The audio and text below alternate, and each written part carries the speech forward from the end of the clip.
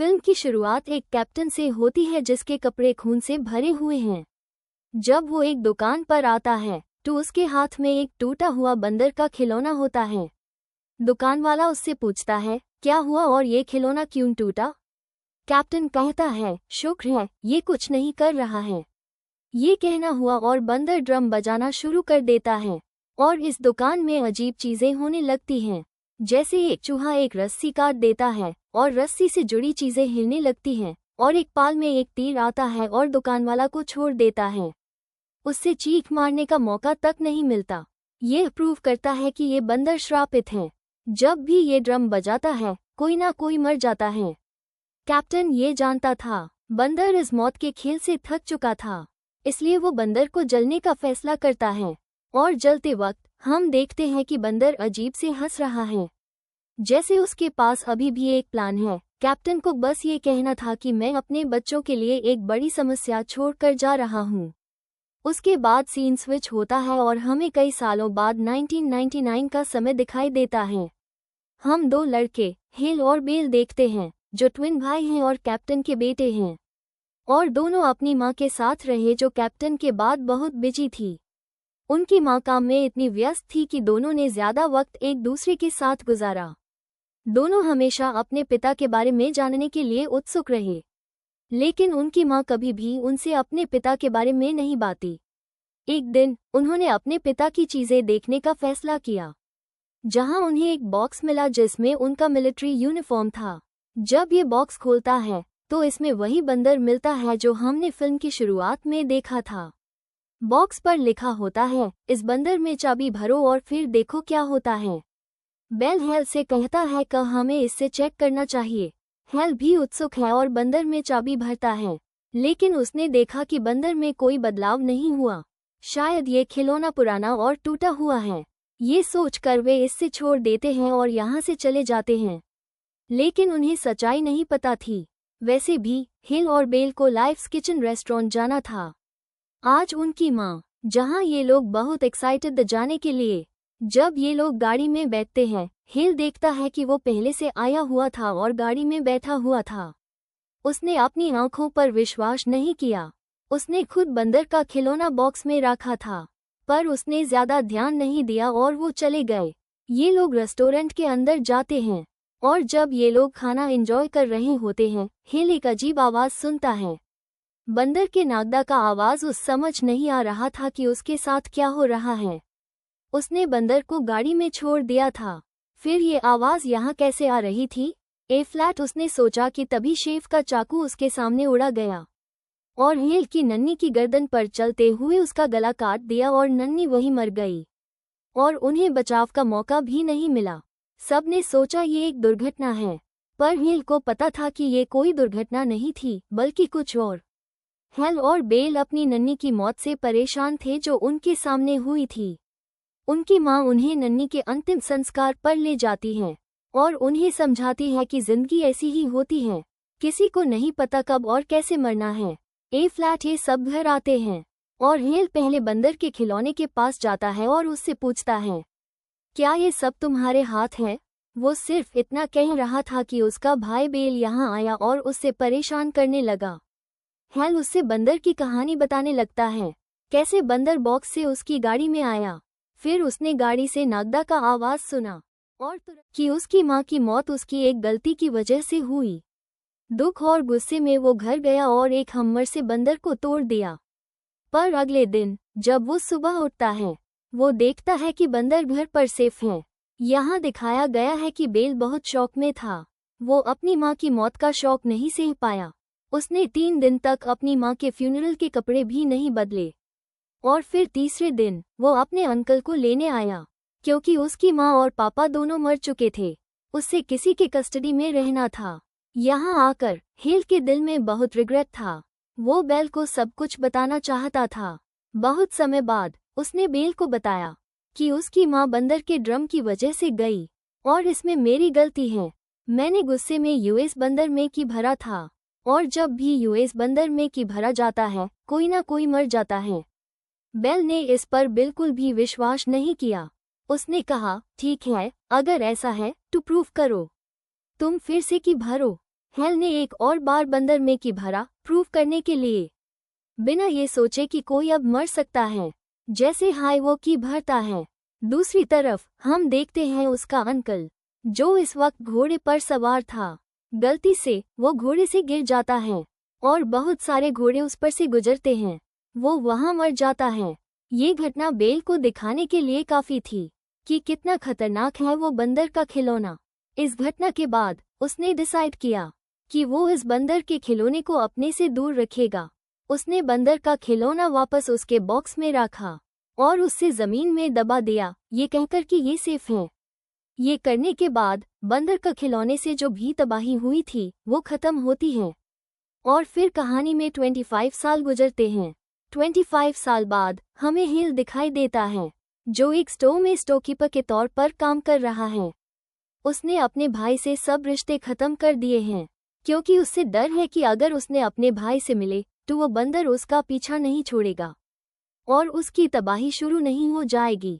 ए flat hello अपने manager से छुट्टी मांगता है, क्योंकि आज उसे अपने बेटे पेटे से मिलना है, जो उसकी एक्स वाइफ के साथ रहता है। वहां जाने पर उसे एक शॉकिंग खबर मिलती है कि उसकी एक्स वाइफ और उसका पति पेटे की लीगल कस्टडी लेने लग गए हैं। मतलब अब हेल अपने बेटे के साथ ज्यादा समय नहीं बिता पाएगा। ये उनके साथ गुजरने के लिए आखिरी 2 दिन थे, जो वो अपने बेटे के साथ जितना हो सके बिताना चाहता था। इन दिनों को याद रखने के लिए हेल एक रोड ट्रिप पर जाता है और रात को ये लोग एक मोटल में रुकते हैं। यहाँ हेल का बेटा उससे परिवार के बारे में पूछता है। वो उससे पूछता है, क्या आपका कोई भाई है? हेल को इस वक्त बेल बहुत याद आता है, पर उसने अपने बेटे से झूठ बोला, नहीं, मेरा कोई भाई नहीं है, मैं अकेला रहता हूँ। सीन कट होता है। ए फ्लैट हमें वो लेडी दिखाई देती है जिसके साथ हेल और बेल अपने माता पिता की मौत के बाद रह रहे थे, जिसका हस्बैंड भी मर गया। हेल के बंदर को चाबी देने की वजह से वो घर पे अकेली रहती है और आज उसने अपने घर में एक अजीब डरावनी आवाज सुनी। उससे लगा कोई उसके घर में घुस गया है। ये देखने के लिए उसने अपनी गुण उठाई और बाहर आई। उसने महसूस किया कि कोई उसके बेसमेंट में गया है। जैसे हाय वो बेसमेंट की सीढ़ियों से उतरी, उसने एक ढोल की आवाज सुनी और साथ ही उसके पैर के नीचे की सीढ़ियां भी टूट गई। नीचे का ग्लास फ्लोर भी टूट गया और वो बड़ी तरह से चोटिल हो गई। छोटी छोटी ग्लास और लकड़ी की टुकड़े उसके चेहरे पर घुस गए। जब वो ग्लास के करीब गई, उसने गैस लीक की बू महसूस की। वो तुरंत किचन गई और जैसे ही उसने चूल्हे के पास कुछ महसूस करने की कोशिश की, अचानक एक चिंगारी लगी, आग लगी और उसका पूरा चेहरा जल गया। जलती हुई आवाज पर दोनों के बीच लड़ाई हो गई। कौन उस ढूंढेगा और खत्म करेगा? बात करते करते हेल कमरे से बाहर निकलता है। वो देखता है पूल के पास एयर कंडीशनर से कोई आवाज आ रही है। एक चिंगारी होती है। एयर कंडीशनर डॉग गिर जाता है और तार पूल में गिर जाता है। करंट पूल में टूट गई। जैसे ही एक लड़की पूल में जंप करती है, वो वहां करंट से मर जाती है। ये देखकर हेल और ज्यादा डर जाता है और समझता है कि वो बंदर अब पहले से भी ज्यादा खतरनाक हो गया है। ए फ्लैट उसका नाम लेते ही तबाही शुरू हो जाती है। हेल फिर से घर छोड़ने का फैसला करता है, टक्की कम से कम, लेकिन पेटे हेल के पुराने घर जाना चाहता था, जहां वो अपनी आंट के साथ रहता था। ये उसकी आखिरी ख्वाहिश थी। हेल को लगा कि उसे ये पूरा करना चाहिए, इसलिए उसने उस अपनी आंट के घर ले जाया। वहां दिखाया गया कि उसकी आंट की मौत के बाद उसकी चीजें ऑक्शन की जा रही थी और यहाँ एक बंदर का खिलौना भी था, जो एक लड़के ने खरीदा। रास्ते में हेल ने अपने पस्त को याद किया, कैसे उसने अपने दाद की तरह तरस किया। उसने उन्हें याद किया, लेकिन उसकी माँ कभी उससे उनके करीब नहीं होने देती थी और फिर वो चले गए। यही सोचते सोचते एक एजेंट उससे जगता है। एजेंट उससे शॉकिंग न्यूज़ देता है। वो शहर जहां वो आया था, वहां अजीब चीजें हो रही थी। शहर में एक के बाद एक लोग अजीब हादसों में मर रहे थे। ये सुन के हेल शॉक में था। उसने समझा कि मंकी टॉय इसी शहर में है। ये दोनों बातें सुनने के बाद पेटे को पता चला कि हेल का एक भाई है। खैर, अब हेल को यूएस मंकी टॉय की तलाश करनी थी। इसके लिए वो स्टोर रूम गया, जहां ऑक्शन की सब चीजें राखी थी। उसने जाना कि उसकी आंट के घर की सारी चीजें जो ऑक्शन में नहीं बेची गई थी यहाँ होंगी। उसने एजेंट से पूछा कि क्या वहाँ मंकी टॉय है। एजेंट को ये अच्छे से याद नहीं था, तो उसने हेल के लिए स्टोर रूम खोल दिया, जहाँ हेल ने मंकी टॉय ढूंढना शुरू किया।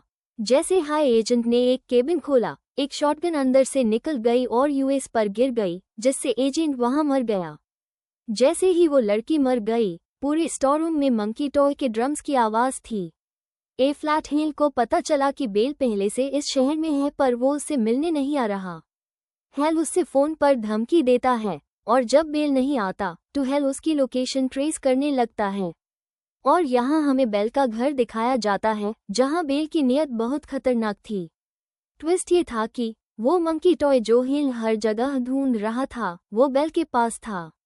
बेल ने इस मंकी टॉय को अपने इम्पोर्टेंट दोस्त की तरह संभाला हुआ था, और उसने अपने घर में ट्रैप्स लगा रखे थे, क्योंकि उसने जाना कि हेल जरूर उससे मिलने आएगा और उससे रिवेंज लेना है। उसने ये सोचा था, उसके दाद की मौत, उसकी मॉम की मौत और उसके अंकल की मौत, ये सब हेल की वजह से हैं। आज वो दुनिया में अकेला है। हेल की वजह से सीन्स ब्लेम की तरफ शिफ्ट होते हैं, और दिखाया जाता है कि जब ये दो भाई मिले और बंदर का खिलौना जमीन में दबाया, फिर बेल वापस गया वहां से बंदर का खिलौना लेने, लेकिन तब उसने वहां खिलौना नहीं पाया, सिर्फ खिलौने का चाबी मिला। उसके बाद आज तक वो बंदर का खिलौना ढूंढ रहा था, और आखिर में उसने बंदर का खिलौना अपनी आंट के घर से पाया, जो उसने एक और लड़की से खरीदा था। उसका खिलौना वापस चाहिए था। जब उसने देखा कि हेल और उसका बेटा पेटे उसकी आंट के घर पे हैं, तो उसने उन्हें बंदूक की नोक पे पकड़ा और बेल के घर ले गया। उसने गन पॉइंट पे पेटे को धमकी दी कि तुम बेल के घर जाओ और वहां से बंदर का खिलौना लाओ। हेल को पता था अगर खिलौना मिल गया तो बहुत बुरा होगा। उसने ये भी कहा कि गलती से बंदर के खिलौने का चाबी मत चालू करना, वरन यहाँ तबाही होगी। यहाँ दिखाया जाता है कि पेटे बेल के घर गया। जब वो बेल के घर गया, बेल ने उससे बंदर का खिलौना दिया, लेकिन पेटे को बंदर के खिलौने के बारे में कुछ नहीं पता था। बेल ने पेटे को मजबूर किया बंदर का खिलौना का चाबी चालू करने के लिए, और जैसे ही पेटे ने चाबी चालू की, बाहर बंदूक से उसके दांत की तरफ से गोली चली। शुक्र है गोली हेल को नहीं लगी, ये मधुमक्खियों की छत पर लगी। इस वजह से सारे हनी बीज बेल के घर गए और वहां उसे मार दिया। ये देखकर हेल समझा कि उसने बंदर के खिलौने की चाबी गुम दी है। इस सब कुछ रोकने के लिए वो भी बेल के घर के अंदर आया, लेकिन जैसे ही वो अंदर आ रहा था, एक जाल एक्टिवेट हुआ और वो वहां अटक गया। उसे देखकर बेल उसके पास आया। उनके बीच लड़ाई हुई और इस बहस में उन्हें नहीं पता था, सही काम करने के बाद भी पीठ ठीक नहीं हुआ, क्योंकि बंदर ड्रम बजाने लगा, जो इसका मतलब था कि तबाही आ रही है। जैसे ही उसने ड्रम बजाया, छत हिलने लगी। छत के हिलने से बेल का अपना जाल बेल पर गिर गया और उससे मार दिया। साथ ही हम देखते हैं इस शहर में तबाही शुरू हो गई थी, जगह जगह आग थी। यहाँ हम देखते हैं कि हेल और पेटे किसी तरह इस घर से बाहर निकलने में कामयाब हुए। ए फ्लैट वो इस शहर को भी छोड़ रहे थे, और उन्होंने फैसला किया कि वो बंदर का खिलौना अपने साथ रखेंगे ताकि आने वाली तबाही कंट्रोल की जा सके। इस शहर को छोड़ने से पहले उन्होंने इस शहर में एक घोड़े वाला देखा, जो मौत का निशान था, जो इस शहर की तबाही का प्रतीक था, और बस इसे दिखाने से इस शहर की तबाही खत्म हो गई।